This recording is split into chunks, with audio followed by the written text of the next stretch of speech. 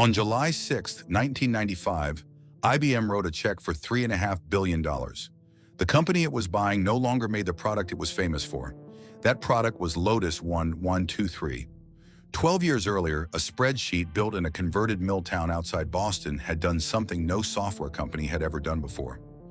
In its first year on the market, it earned $53 million, more than Microsoft made that same year. A decade later, the company that outsold Microsoft could not survive inside a world Microsoft now owned outright. This is not a story about a company that failed to build a good product. Lotus built one of the best products the American office had ever seen. It is the story of what happens when the machine you refuse to build for becomes the only machine left standing. Every week, we tell the stories of the American companies that built the tools the office ran on and what the market did to them. Like the video and subscribe if that history matters to you. This one begins not in Redmond and not in Silicon Valley, but in Cambridge, Massachusetts in 1982. Cambridge, Massachusetts in 1982 was not yet known for software. It was known for universities, for red brick, for a river that separated MIT from Harvard and separated both from the rest of the country's imagination about where computing happened. That was about to change. Mitch Kapor was 32 years old, a former teacher of transcendental meditation who had drifted into programming almost by accident. He had worked at VisiCorp, the company behind VisiCalc, the first spreadsheet ever to run on a personal computer. Kapor had written two smaller programs there, VisiPlot and VisiTrend, and sold his rights to them back to the company for $1.7 million. He walked away from VisiCorp with money in his pocket and a clear idea of what VisiCalc was missing. VisiCalc had opened the door. It had proven that a personal computer could replace a ledger book and a pencil, but it had been built for the Apple II, a machine with real limits, a small screen, a small memory, no serious graphics. American businesses were moving to a new machine now. IBM had released the IBM PC in August of 1981, and corporate purchasing departments across the country were placing orders for it by the thousand. What they did not yet have was a spreadsheet built specifically to use everything that new machine could do. Kapor found his partner in Jonathan Sachs, a programmer who had already been sketching the outline of a faster, more capable spreadsheet on his own. Together, they founded Lotus Development Corporation in April of 1982. The name came from Kapor's meditation background, the lotus position, Padmasana, a strange origin for a company about to become synonymous with American corporate finance. Kapor convinced the venture capitalist Ben Rosen to put in $600,000. Eventually, Kapor raised close to $5 million in total, an extraordinary sum for a software company at that time, when most programs were still sold out of computer store bins for under $100. Kapor did something almost no software founder had done before him. He spent more than $1 million on advertising in the 3 months before the product even existed on shelves. He wanted the financial press writing about Lotus before a single customer had touched it. It worked. By the time the software shipped, Businessweek and Fortune were already primed to cover it. In the first few days after release, the company took in more than $1 million in orders for a program most of the country had never used, from a company most of the country had never heard of. On January 26, 1983, Lotus Development Corporation released Lotus 123 for the IBM PC. The name was not a marketing flourish. It described exactly what the program did in 3 parts in a single package. The first function was the spreadsheet, rows and columns of numbers that recalculated themselves the moment one figure changed. The second was graphics, the ability to turn those same numbers into a bar chart or a line graph without leaving the program or buying anything else. The third was a basic database manager, letting a user sort and query the information sitting inside the spreadsheet. No rival product on the market combined all 3. A competitor might have a spreadsheet. It would not have graphics built in. It would not have both. The price was $495, a serious sum for a single piece of software in 1983. More than a month's rent in most American cities, but 123 was built to use the IBM PC's full 256 kilobytes of memory and its wide 80-column display, resources VisiCalc's Apple II heritage had never been designed to reach. Where VisiCalc strained under the size of a real corporate budget model, Lotus 123 could hold it chart it, and recalculate the whole thing in the time it took to lift a finger off the keyboard. For an accountant or a financial analyst building a 5-year forecast, that difference was not cosmetic. It was the difference between a toy and a tool. The market noticed immediately. By January, less than 3 months after its release, 123 had already passed VisiCalc to become the single best-selling software package in the country. In its first 9 months on shelves, it sold close to 110,000 copies at that $495 price, a volume no software company had produced before, for a product with no physical factory, no assembly line, no mimeograph drum turning in a Chicago basement. The product itself was the factory. What made 123 unanswerable wasn't just what it could calculate, it was how quickly it recalculated. Change one number in a 100-row budget, and the entire sheet updated before the hand was back on the keyboard. Competing programs made a user wait, sometimes for whole seconds, while the machine worked through the math. In a financial department running dozens of scenarios a day, seconds were not a minor inconvenience. They were the difference between testing 5 assumptions before lunch or testing 1. The American distribution channel took notice just as fast. Computer retailers who had never stocked more than a handful of software titles began ordering 123 by the case. Corporate technology buyers, the same purchasing departments that had just placed bulk orders for the IBM PC itself, started specifying 123 by name in their procurement requests, not just a spreadsheet program. The two products, hardware and software, became inseparable in the American office mind. You did not buy a PC and then look for a spreadsheet. You bought a PC because it ran 123. The 3 numbers in its name were never a gimmick. They were a promise no rival spreadsheet could keep in one package. And for the rest of the decade, nobody else would. By late 1983, Lotus 123 was no longer just a best-selling program. It was becoming the default language of American corporate finance. The IBM PC had given American businesses a reason to computerize their offices for the first time at scale, and 123 was the reason those computers earned their keep. A purchasing department that bought a machine but no spreadsheet had bought an expensive typewriter. A department that bought both had bought a financial analyst that never slept, never made an arithmetic error, and never needed a raise. The financial press had already been primed before the product shipped, and now the coverage compounded on itself. Business Week and Fortune ran feature after feature on the Cambridge upstart that had outpaced Microsoft in its first year. That kind of coverage did something advertising alone could not. It told corporate technology buyers, cautious men and women who controlled 6- and 7-figure procurement budgets, that this was not a fad. It was safe to standardize on, and standardize they did. Wall Street investment banks put 123 into the hands of every junior analyst, building a merger model or a leveraged buyout projection. Corporate finance departments across the country adopted it as the tool for annual budgeting, replacing rooms of accountants working ledger sheets by hand. Business schools began teaching 123 alongside accounting fundamentals, training a generation of American MBAs to think in Lotus formulas before they ever set foot in a corporate office.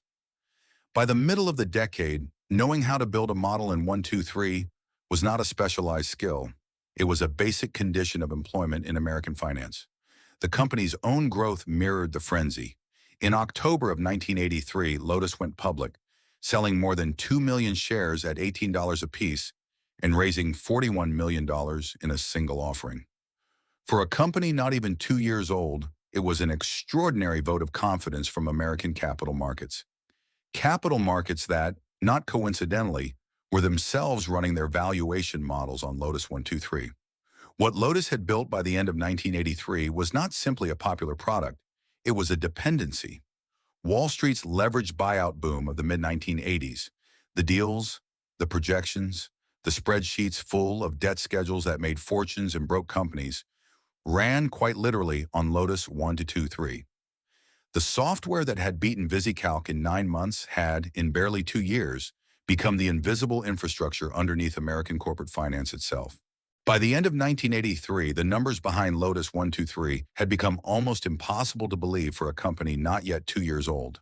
The $53 million it earned in its first year did not level off. It tripled. By 1984, Lotus was bringing in more than $150 million in annual sales, and the company that had shipped its first product from a converted space in Cambridge now stood as the second largest software company on Earth. Trailing only Microsoft, the same company Lotus had briefly outsold the year before, the headcount told the same story from a different angle. Lotus had started 1983 with roughly 250 employees, a number that had already felt ambitious for a software company barely a year old. By July of 1984, that number had doubled to 520. 2 years after that, by the middle of 1986, Lotus employed more than 1,100 people. A company that had begun as two men, a former meditation teacher and a programmer with an idea, now filled office floors across Cambridge with financial modelers, sales teams, and engineers, all drawing a paycheck from a single piece of software and its two sequels. The market kept validating the bet. By 1988, Lotus 1, 2, to 3 held 70% of the entire American spreadsheet market, a market by then worth $500 million a year. 70% was not market leadership, it was market ownership. A competitor entering the spreadsheet category in the late 1980s was not entering a contest. It was petitioning for the scraps left over after Lotus had taken its share. That dominance was not confined to Wall Street trading floors and merger desks. It reached into the institutions that trained the next generation of the American workforce. Business schools across the country built entire courses around 1 to 2, 3 modeling, treating fluency in the program as a prerequisite for a finance career as basic as fluency in accounting itself. Corporate training departments at insurance companies, manufacturers, and retailers ran internal certification programs on 1, 2, 3, the same way an earlier generation of American offices had certified typists on the Selectric or transcriptionists on the dictaphone. Government agencies procuring office computing equipment specified 1, 2, 3 by name in purchasing contracts, the software equivalent of a GSA schedule listing that guaranteed access to federal budgets without competitive bidding on the application layer. By the middle of the decade, Lotus had become something more than a software vendor. It had become an American financial institution in its own right. Not a bank, not a brokerage, but the shared language every bank and every brokerage now use to talk to itself. A merger model built in New York and a budget forecast built in Chicago spoke the same formulas, used the same macro commands, ran on the same recalculation engine. For the first time in the history of the American office, a single piece of software, not a machine, not a factory, not a dealer network, had become the standard the entire industry organized itself around.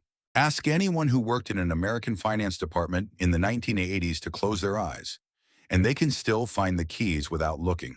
The slash key first, the command that opened every menu in 1, 2, 3, the gateway to every function the program could perform.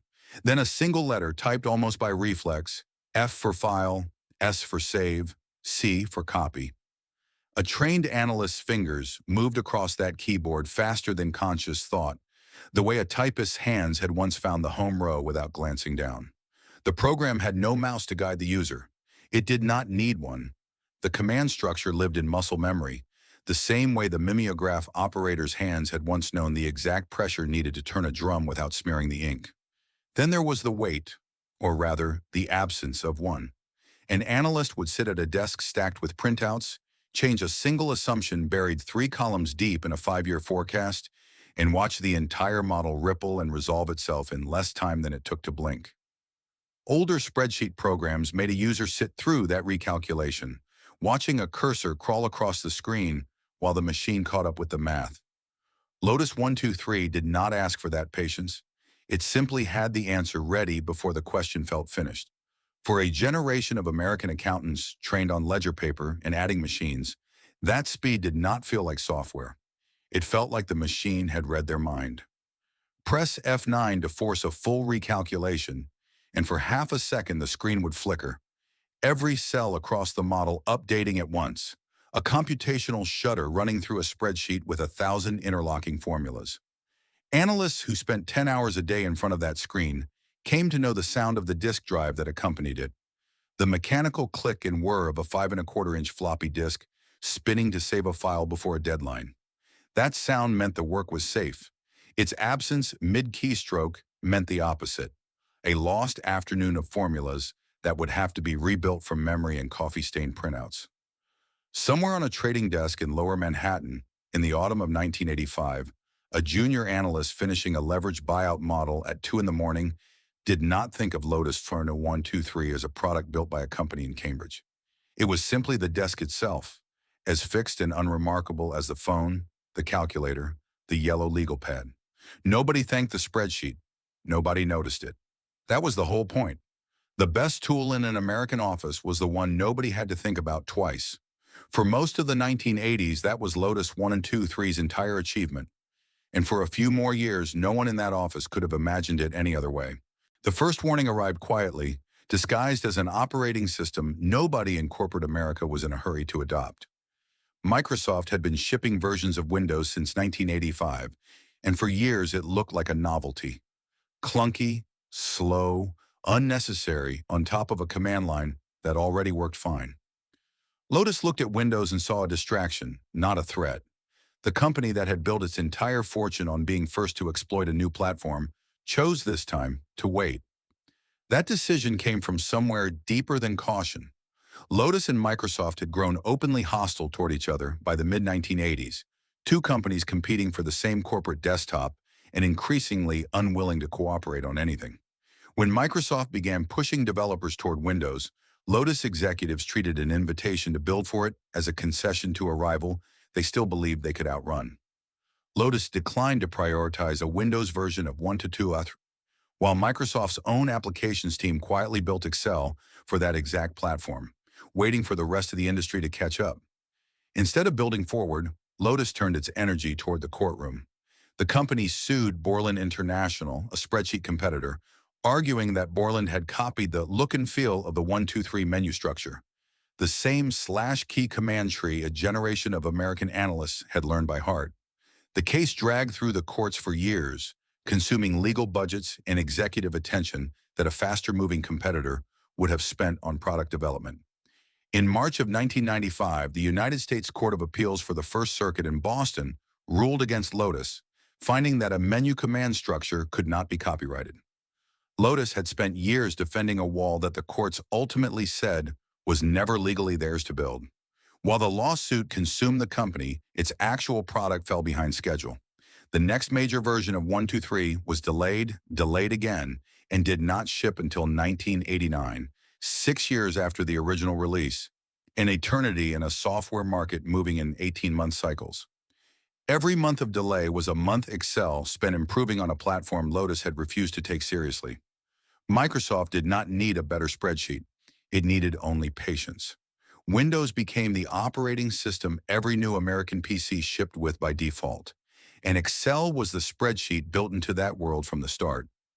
Lotus was building for yesterday's platform while its customers migrated, one office at a time, to tomorrow's.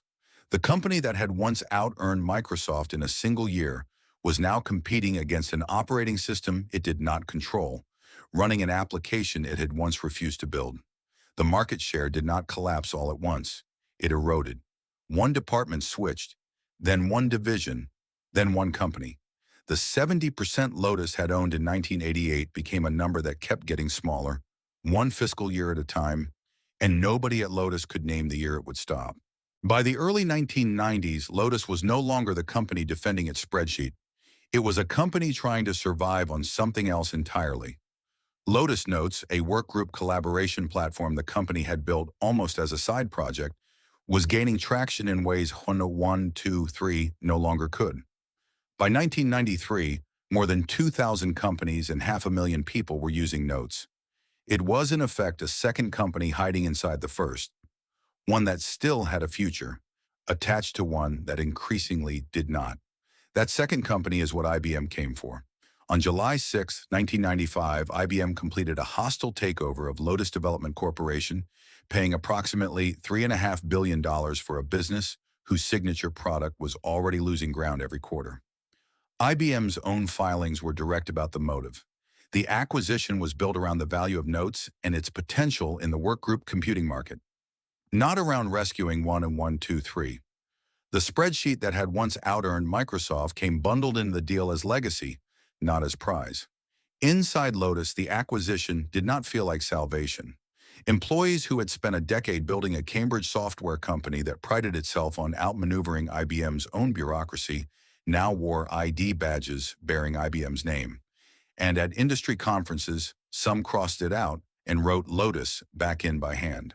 Within the first year of IBM ownership, key architects of note, including lead developer Raymond Ozzie, left the company, taking institutional knowledge with them. The talent that had made Lotus valuable in the first place began walking out the door almost as soon as IBM finished paying for it.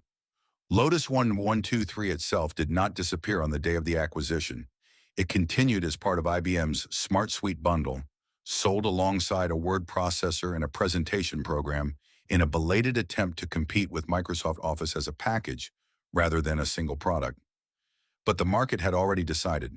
Windows ran Excel by default, and the corporate world that had once specified 123 by name in purchasing contracts now specified Office instead. Smart Suite updates slowed through the 2000s. The software that had once defined the American Office desktop became a line item nobody was asking about anymore. The end, when it came, arrived without ceremony. In 2013, IBM formally discontinued support for Lotus Smart Suite. There was no bankruptcy filing, no factory floor going dark, no press conference marking the closure of a Cambridge headquarters. The product that had once out-earned Microsoft in its first year on the market simply stopped receiving updates. A quiet administrative decision, 18 years after the company that made it had already stopped being its own company at all. Lotus 1-2-3 does not survive in estate sales or antique shop windows the way a Royal typewriter does. It survives instead in the quiet collections of computer history museums. Original 5¼ inch floppy disks, preserved behind glass or cataloged in digital archives, labeled with a version number and a release date that once meant something to an entire profession. The Computer History Museum in Mountain View holds pieces of that record. So do smaller archives built by the retro computing communities who trade old software the way other collectors trade coins. Less for use than for what the object proves happened. The profession that grew up around 123 vanished more completely than the disks did. There is no such job today as a Lotus analyst or a 123 specialist, no certification program, no continuing education seminar teaching the /key command tree to new hires. An entire generation of American financial workers had built fluency in that program into their resumes, the way an earlier generation had listed shorthand or dictaphone transcription. That fluency simply stopped being a skill anyone needed to claim. It became instead a shared memory among people who had once needed it badly and now do not need it at all. Here is the footnote almost no one who uses a spreadsheet today knows. Much of what Microsoft Excel does, its formula syntax, its cell referencing logic, even some of its keyboard shortcuts, inherited its bones from the very program it destroyed. The company that beat Lotus did not need to invent a new language for spreadsheets. It only needed to build a better home for the one Lotus had already taught the entire American office to speak. Excel did not silence 123's voice, it absorbed it. Somewhere in a storage closet at an accounting firm outside Boston, in a box that has not been opened since the last office move, there sits a 5¼ inch floppy disk with a handwritten label. Lotus 123, version 1.0. No computer in that building can read it anymore. No one on staff would know how to load it if one could. The formulas it once held, the budgets, the forecasts, the leveraged buyout models that helped build the American financial world of the 1980s, are sealed inside a format that outlived its own machine. We tell these stories because the tools that ran American business rarely get the send-off the companies that use them deserve. Lotus 123 didn't just get replaced, it taught its replacement everything it knew, then watched from the sidelines as the student took the whole office with it. Subscribe if you want to keep hearing these stories, because somewhere in a box in Boston, there's always one more disk nobody's opened yet.